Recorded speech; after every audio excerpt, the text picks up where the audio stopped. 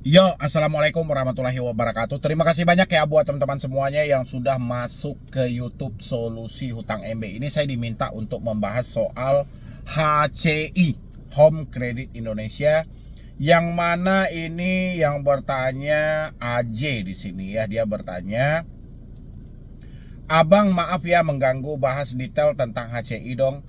Dia itu sampai kapan sih berhenti nagih dan telepon ke nomor darurat?" Oke.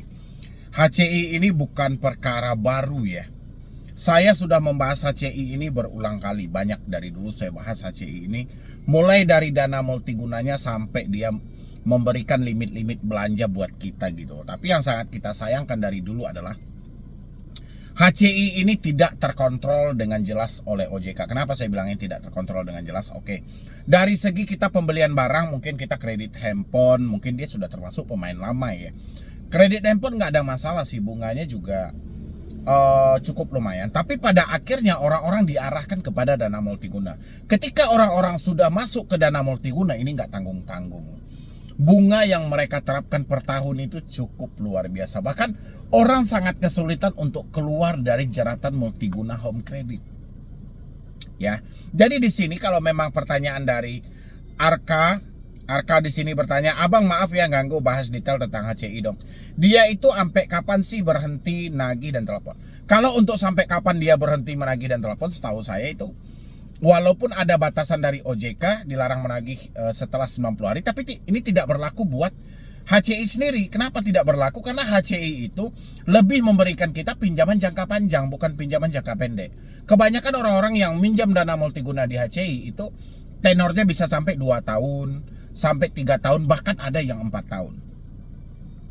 Ya, tapi yang sangat saya sayangkan yaitu besaran bunga yang diberikan ini tidak teratur oleh OJK sampai detik ini. Makanya saya bilangin buat teman-teman semuanya, sebisa mungkin Anda hindarilah pinjaman-pinjaman multiguna di HCI gitu loh. Karena sampai detik ini sangat banyak orang yang kesulitan untuk keluar dari jeratan yang satu itu. Bahkan ketika kita sudah contoh kita mengkredit handphone ini ya, kita sudah melakukan kredit handphone, itu kita selalu ditawarkan untuk meminjam dana multiguna. Siapa di sini yang pernah, misalnya Anda mengkredit suatu barang lah, elektronik, handphone atau apapun, habis itu kredit Anda sudah lunas, itu silahkan Anda tunggu, itu teleponnya nggak pernah berhenti dari marketingnya yang menawarkan pinjaman multiguna macam-macam, mulai dari limit 5 juta sampai limit 50 juta ditawarkannya. Ya, setiap hari gitu loh. Berarti menandakan data kita tetap mereka oper kepada orang yang memegang multiguna ini. Jadi data kita tidak aman berada di sana. Sebisa mungkin gitu loh, dihindari sebisa mungkin. Walaupun untuk menghindari dunia hutang di zaman sekarang itu sulitnya minta ampun ya, tapi sebisa mungkin itu dihindari. Jangan pernah coba-coba kalau memang Anda membutuhkan sesuatu ya, harus melalui kredit, contoh barang misalnya gitu. Nggak apa-apa, Anda gunakanlah HCI. Tapi kalau Anda untuk dana multiguna dengan modal usaha, Anda pikirkanlah dengan matang. Ya, itu debt collector yang menagih pun terkadang aduh minta ampun gitu loh. Saya pernah gini, 2020 atau 2021 saya lupa. Ada saudara saya itu, Anda bisa cek video saya yang Medi Broni dengan BTPN. Itu kan gara-gara home credit. Ini saudara saya ini mengkredit sebuah handphone di home credit. Kalau nggak salah saya tipe handphonenya apa ya? Oppo kalau saya nggak salah. Dengan perjanjian seperti ini. Kalau saudara saya ini lancar bayar, itu memang ada program dari mereka. Kalau lancar bayar, dia tidak pernah terlambat, tepat waktu, dia cukup membayar 11 kali angsuran. Tapi kalau dia ada keterlambatan, dia harus membayar sebanyak 2 kali. Oke. Saudara ini dari awal meminjam sampai lunas tidak pernah telat sama sekali. Sehari pun tidak pernah. Otomatis dia bayar dong 11 bulan. Habis itu ketika dia mengajukan pinjaman, ketika dia mau mengajukan pinjaman waktu itu di bank konvensional, dia mau mengajukan KUR. Tiba-tiba ada pinjaman aktif atau slik dia yang mana dia telah mendapatkan modal kerja dari BTPN. Itu kalau nggak salah saya videonya 2021 kalau saya nggak salah. Pokoknya antara itulah 2021-2020. Jadi bingung lah kan, kok di BTPN sementara dia tidak pernah minjam di BTPN. Usut demi usut, ya, keingatlah tadi karena nomor kontraknya sama dengan nomor kontrak yang ada di Home Credit. Ya, dan akhirnya saya datangilah BTPN yang ada di Sumatera Barat, khusus di Kota Padang. Saya datangi. Dan memang saya rekam secara diam-diam, saya butuh dokumentasi. Waktu itu, mungkin Anda bisa lagi lihat video saya kurang-kurang ingat. Betul ya ceritanya. Waktu itu memang agak terjadi suatu perdebatan saya. Perdebatan itu nggak begitu sengit sih. Cuman pihak dari BTPN yang ada di Padang waktu itu masih bersikeras bahwasannya si saudara saya ini memang telat bayar. Tapi saudara saya ini yakin 100%, bukan 100% lagi, 1000% dia yakin dia tidak pernah mengalami telat bayar sehari pun. Ya, tapi terjadi perdebatan saya dengan CS-nya waktu itu. Dia bersikeras bahwa nggak mungkin sistem bisa seperti itu kalau nggak si yang bersangkutan atau si debitur ini telat bayar atau ada macet-macet lah katanya kan. Kalau nggak akan mungkin. Oke, saya bilangin, oke sekarang gini aja, kamu cek dengan benar. Kalau memang ada saudara saya ini macet bayar, oke, itu data BI checking atau data slick atau data pinjamannya masih aktif, nggak usah dihapus.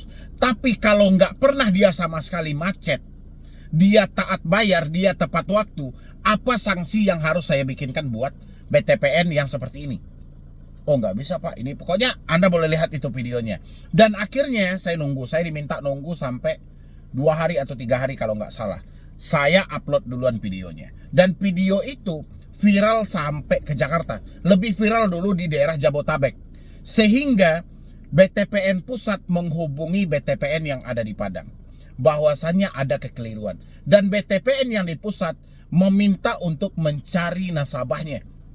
Ya, nasabah yang bersangkutan untuk menyampaikan permintaan maaf. Saya sudah sampaikan sama saudara saya. Kalau memang ada yang berkunjung nanti dari pihak manapun, hubungi saya gitu loh. Alhasil memang iya, mereka tidak mau bertemu dengan saya. Dia cuma menyampaikan permintaan maaf. Dan sebisa mungkin video itu tolong di take down. Dan akhirnya barulah dihapus nama saudara saya ini yang tercatat masih ada pinjaman aktif atau masih tercatat dalam kredit macet atau gimana, saya juga nggak tahu sistemnya. Akhirnya baru dihapus. Dan di situ BTPN mengakui ada miskomunikasi dengan Home Credit. Berbahaya nggak itu?